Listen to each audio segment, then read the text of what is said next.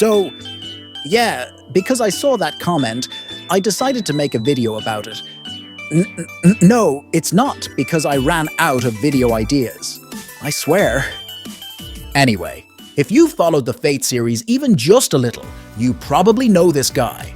But if you don't and want to know more, here's a little info. He's a character from the Matter of France, where he was one of Charlemagne's 12 paladins. Astolfo was said to be the most handsome, the most optimistic, and the most lacking in common sense among them. And by that, in the Fate series, we can interpret it as someone who has lost their sanity. Now, let me ask you something. When you think of a character who lost their sanity, what kind of image comes to mind? For me, and probably for a lot of you too, someone who's lost their sanity is usually shown as messy and often tends to be evil. Or at least, that's how most tropes usually portray them. Not all of them, of course, but many do. But Astolfo is kinda different. Yeah, he laughs a lot, and yeah, it's chaotic. But his version of being insane is a bit more grounded. I guess the most basic difference is that there's no evil aspect to it. It's actually more like he's just a heavily airhead person.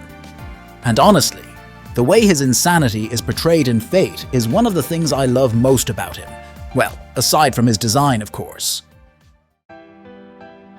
Now, okay, I said all that, but I gotta admit, without any deeper context, it just sounds weird. It feels like I'm just glossing over this trait of his, but I genuinely feel like there's something more to it. Let's go back to the real-world lore for a bit, for those who don't know or want to know more.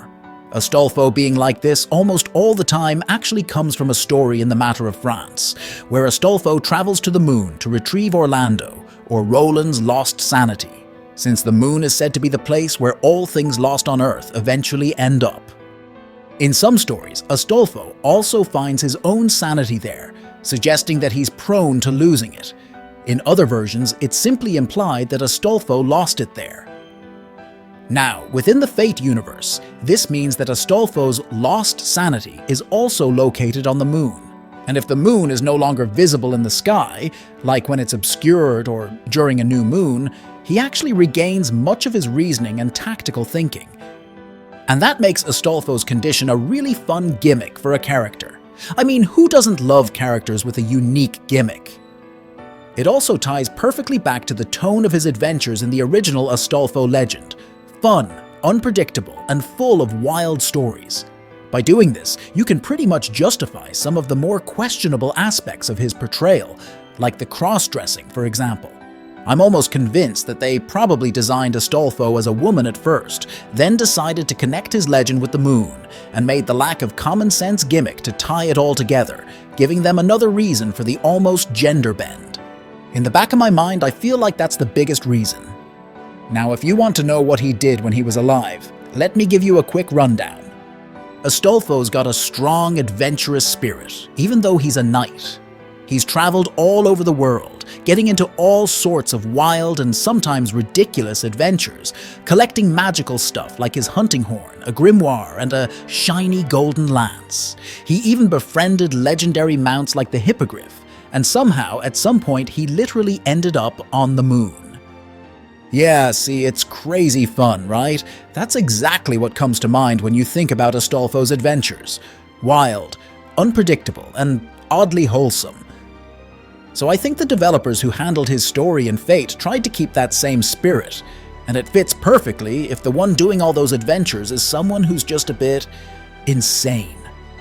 Now, even though I keep saying he lacks common sense, or that he's an airhead, or honestly just a little dumb guy, he actually has some weird habits that really scream, yeah, this dude's missing a few screws. I mean, for someone who literally lost his sanity, at first you don't really see him that way. Or at least I didn't. He just seemed kinda silly. After all, we've seen plenty of mentally unstable characters in the Berserker class, a whole lineup of people who've lost their sanity too. Some can still talk normally but have a dangerous sense of personal space. Some explode in anger at the smallest thing. Some barely speak, and some can't even form proper words. So in comparison, Astolfo, this upbeat, floaty-headed guy who just vibes through chaos, feels like a totally different kind of situation. But if you pay close attention, he actually shows a lot of little signs that he's a bit off in the head. I guess we can look at the moments where he clearly shows his lost sanity, the small hints you guys might not have noticed. Not all of them though, just the ones I really remember. First, it's the fact that Astolfo literally can't keep any important information to himself. Because of his condition, he talks a lot, whether it's important or not, and if you tell him a secret, well, that secret's not staying secret for long. So you basically can't have a proper serious talk with this guy. I mean, you can, but there's zero privacy in whatever you say. Another thing, he basically has zero sense of shame. Or maybe he has some, but very, very little. This shows up in Agartha. There's a scene where he needs to change into a sailor outfit, and he just straight up changes clothes in front of everyone. There were 4 people there: Astolfo, young Fergus, Dion, and Fujimaru. And, well, both Fergus and Fuji were definitely interested. Fergus froze up, while Fuji just stared at Astolfo with puppy eyes, practically begging him not to stop. So yeah, he basically can't understand social cues on even a basic level. He also tends to get lost easily, falls asleep super fast, and somehow understands animal speech in some interludes and small events. I think from those 3 points, we can all agree that his brain really works in a different way. There are still a lot of small details that show his lost sanity. Little things you can notice yourself, like his inability to answer questions that require specific details, or his struggle to remember things from the past. But here's the thing I really like. His craziness isn't played just for laughs. Because of his condition, he can sense the best move to make in a split second, almost like instinct. This actually becomes one of his skills, called evaporation of sanity. It's interesting because this skill basically lets him move on pure intuition, like his body just knows what to do without him thinking about it.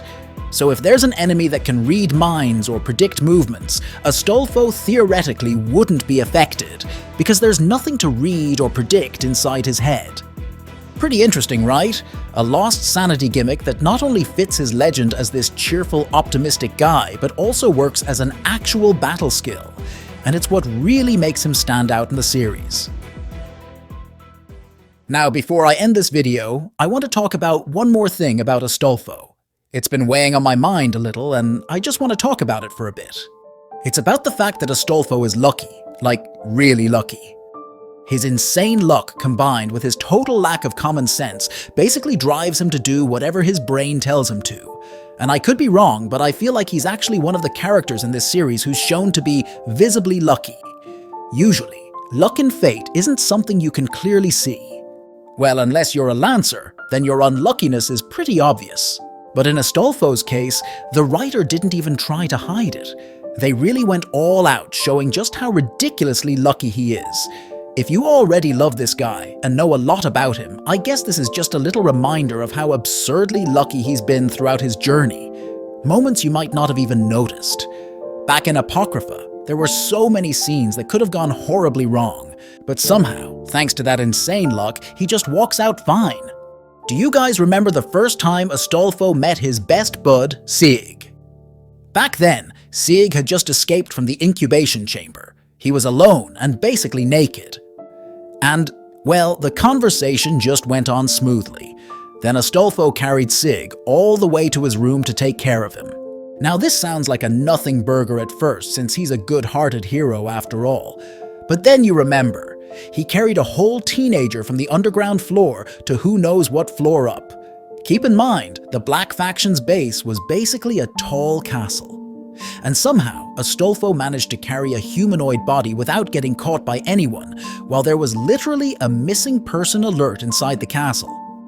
Well, he did run into 1 or 2 homunculi, but either because of his carefree attitude or just pure luck, those homunculi completely ignored him. Yeah, they literally ignored the fact he was carrying a whole human on his shoulder just because Astolfo didn't say anything about it. Crazy. Also, out of all the people in that castle, I believe only like 2 or 3 actually cared about the homunculi. So the fact that Sig met Astolfo out of everyone really shows how lucky both of them were. Because the fact that Astolfo helped Sig escape the castle is what ended up saving him later. And that's another thing, Astolfo is one of the few servants who actually managed to switch masters because he didn't get along with his first one. There are so many servants who didn't get along with their masters and were forced to keep silent or be treated badly because of it. But for Astolfo, once he got annoyed by his master, he actually managed to change his contract. Remember, at first, Sanity, his master, was always playing some S&M stuff with him, but he didn't really care. But once she actually tried to restrict his freedom, she got killed real fast. Then there's the time he escaped from the Hanging Gardens, a situation that looked absolutely impossible, and yet he actually pulled it off. Also, let's not forget that this guy won a Holy Grail war. Not just a regular one, but the Great Holy Grail War, where you had to fight over 10 servants. Not only did he win the war, but he's still around as a human. And for me at least, that's a massive win. You know what's funny though? I didn't even know he had an A+ luck stat at first. I honestly thought his luck thing was just their way of showing how free-spirited his mind is. And I was this close to making fun of it, like I did with Mash's loneliness in my old video. It wasn't until I finished the script and started looking things up that I realized that he actually does have A+ luck. So I guess all those absurdly lucky moments in the anime and the game are just the writers straight up projecting Astolfo's luck into the story. Yeah, I guess in the end, I just wanted to talk about what makes Astolfo interesting beyond his appearance. The thing that catches people's attention even without any context. Combining a good heart, a unique gimmick, and a sack of luck is always a solid formula for making a great character. So yeah, that's it for today. Click subscribe, like, and share. I'll see you guys next time.